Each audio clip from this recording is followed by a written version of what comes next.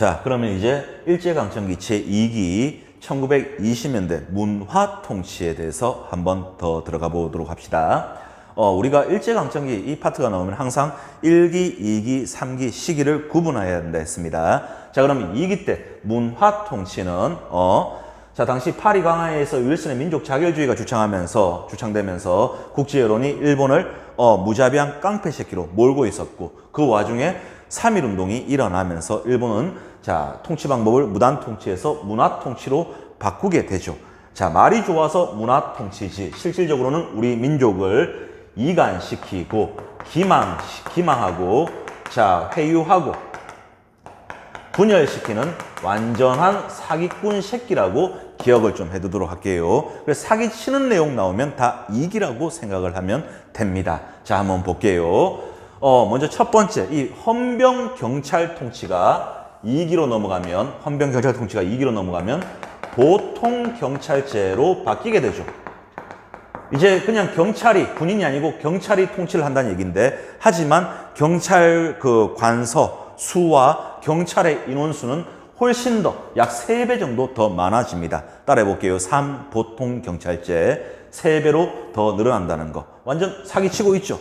맞죠? 자, 그리고 언론, 출판, 집회, 결사의 자유를 1기 때 제한한다 했잖아요.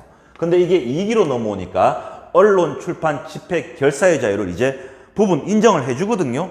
하지만 자, 신문 같은 거, 검열 같은 걸 훨씬 더 강화시키고 저거 마음에 안 드는 신문기사 같은 게 나오면 정간, 심지어는 폐간까지도 시키는 게 바로 이 2기 때라는 거 기억을 할게요. 자, 그리고 2기로 넘어가면 이 조선 총독부의 최고 대장을 문관 출신도 임명한다고 얘기했지만은 그 실상은 어때요? 단 한 번도 문관 출신이 임명이 된 적 없었지 않습니까? 완전 사기치는 사기꾼 새끼였다는 거 기억을 할게요. 자, 그리고 2기로 넘어가면서 이 조선 교육령, 우리 1기 때 보면 어떤 내용이 있었어요?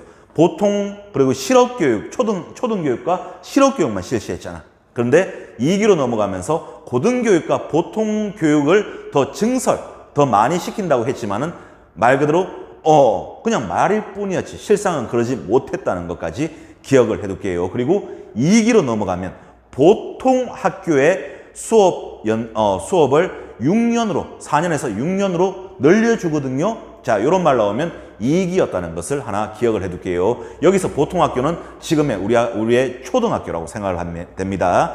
4년에서 6년으로 늘어났다는 거, 4년에서 6년. 자, 계속해서 가볼게요.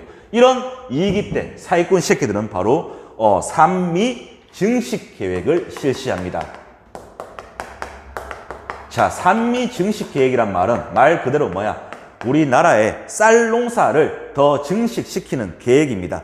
당시 이때 쌀값이 되게 폭등하면서 곡물 가격이 되게 폭등하죠. 그러면서 쌀이 되게 귀해집니다. 이런 상황에서 일본 놈들은 우리한테 더 많은 쌀을 빼앗아 가기 위해서, 잠깐 지도 한번 볼까요? 자, 원래 우리 이 한반도에 보면 이렇게 해서 이쪽에는 주로 논농사를 많이 하고 이쪽에는 밭농사를 많이 하잖아요. 그렇죠. 그리고 이쪽 강원도 지역에는 고랭지 농업이라든지 일부 밭농사 같은 거 하는데 전부 다 어떻게 이 지역을 다 쌀농사 짓게를 만들죠. 그러면 당연히 산미 증식 계획을 통해서 증산량은 어떻게 되겠어요?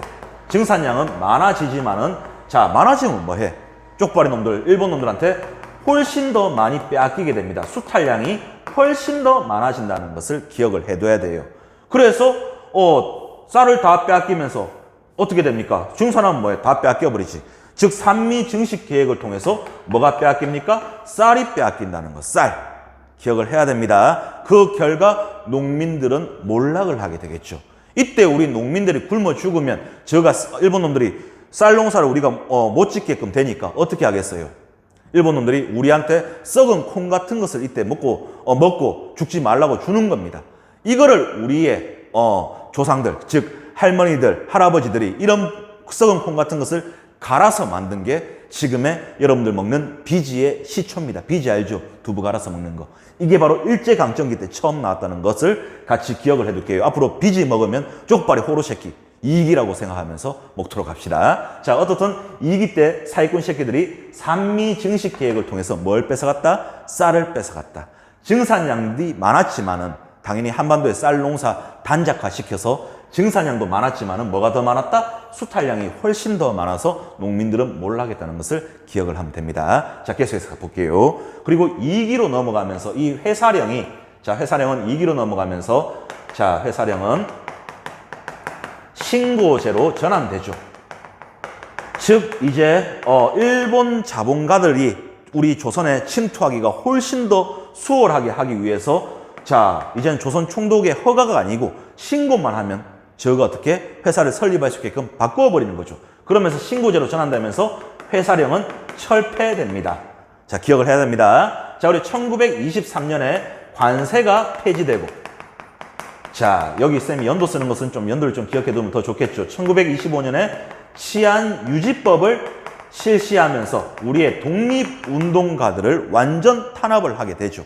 그리고 아까 무슨 영 중에서 딱 한 개, 신은행령 나오면 2기였고 나머지는 다 1기라고 했지 않습니까? 이 신은행령이 1927년에 자, 실시가 되게 됩니다. 자, 그리고 이런 2기 때는 3.1운동이 있고 나서, 자, 사회주의가 우리나라에 대거 들어오는 시기고, 즉 사회주의 이런 말 나오면 2기 때라고 생각을 할게요. 그리고 친일파가 대거 양성되는 시기, 친일파 어떻고 친일파 양성 이런 말 나오면 다 2기라고 생각을 하면 됩니다. 자, 2기 때 1919년부터 1931년까지 우리 2기 문화 통치하는 부분, 일본 놈들 사기꾼 새끼였다는 거, 이 사기꾼이 자, 쌀을 빼앗아 갔다는 것을 같이 기억을 해두도록 할게요. 이런 상황에서, 자, 한번 칠판 볼게요. 1929년이 되면 세계 대공황이 터져버리죠. 경제공황.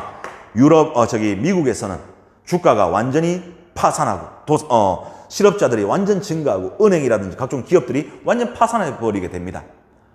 그러면서 완전 경제가, 모든 국가들별로 전부 다 침체하게 되죠. 경제 대공황이 일어나게 됩니다. 이 공황을 타파하기 위해서 미국에서는 루스벨트 대통령이 등장을 하죠. 그러면서 뉴딜 정책을 실시하거든요. 이 뉴딜 정책이 뭐냐면 정부가 공공사업 같은 것을 많이 하면서 실업자를 직접 구제하려고 합니다. 그런 상황에서 이 미국에서는 당시 테네시강 같은 것을 개발하면서 많은 실업자를 구제하게 되죠.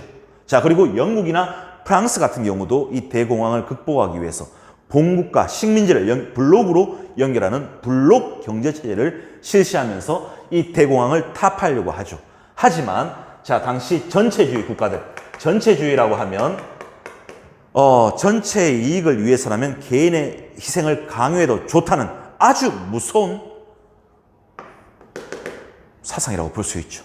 이 전체주의 국가들이 등장을 하게 되죠. 먼저 독일에서는 히틀러, 나치즘이 등장하고, 이탈리아에서는 무솔리니, 파시스트 당이 집권을 하게 됩니다. 그리고 일본은 군인들이 정권을 잡는 군국주의로 군인들이 정권을 잡게 됩니다. 즉 그런 상황에서 이 군인들이, 일본의 군인들은 1931년에 만주를 쳐들어가게 되면서 일제강점기의 통치 방법은 바로 민족 말살 통치, 바로 제3기로 바뀌게 되죠.